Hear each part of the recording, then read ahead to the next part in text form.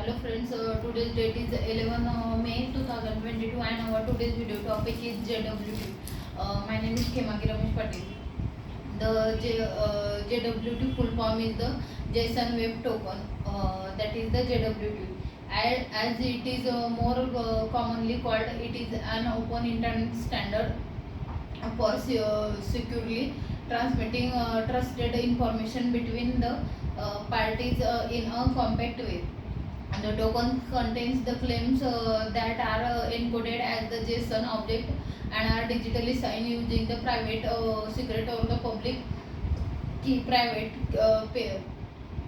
They are the self-contained and the variable as they are the digitally signed. JWT can be signed and encrypted.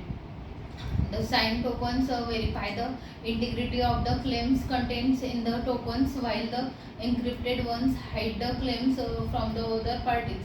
JWT can also be used for the exchange of the information through. They are more commonly used for the authorization as they offer a lot of the advantages over the session management using the memory random tokens.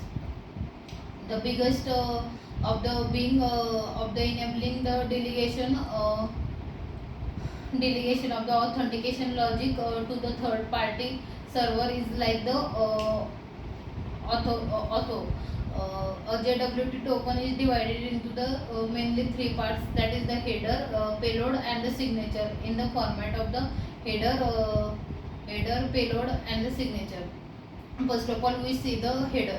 The header of the JWT tokens contains the list of the cryptographic operations that are applied to the JWT.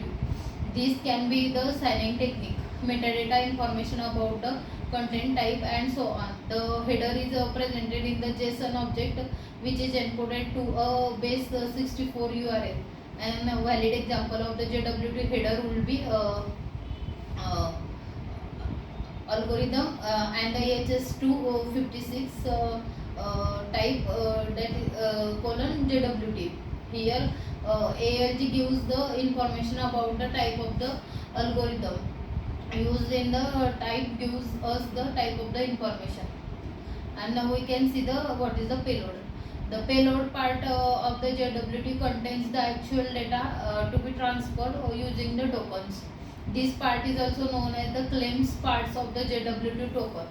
The claims can be three different types, that is the registered, public and the private. The registered claims are the ones which are recommended but not mandatory claims, such as the issuer, subject and the audience and others. The public claims are those that are defined by those using the JWT. The private claims or the custom claims are user defined claims created for the purpose of the sharing the information between the concerned parties. The example of the payload object is the subject colon and 1 2 3 4 5 and a name, that is the Johnny Hill, and a admin colon false.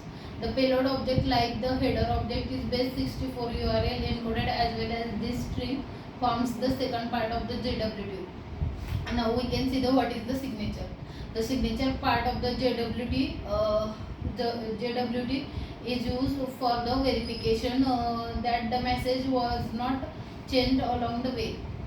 If the tokens are signed with the private key, it is also verifies that the sender is who it says it is. It is created using the encoded headers, encoded payload, and the secret of the algorithm specified the header.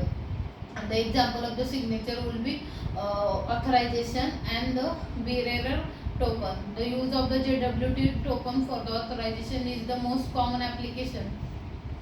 The token is usually generated in the server and sends the client where it is stored in the session storage or the local storage. The access protected resources, the client will send the JWT in the header as give one. The JWT implementation in the Spring Security in the following way, that is the getting the application we are going to develop will handle the basics user authentication and authorization with the JWT. Spring creates the Maven application with the dependencies, that is the Spring Web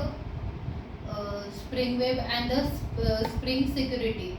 The package is going to contain the all classes and interfaces related to the JWT operations, which include the generation of the token, validating the token, checking the signature, and verifying the claims and the permissions.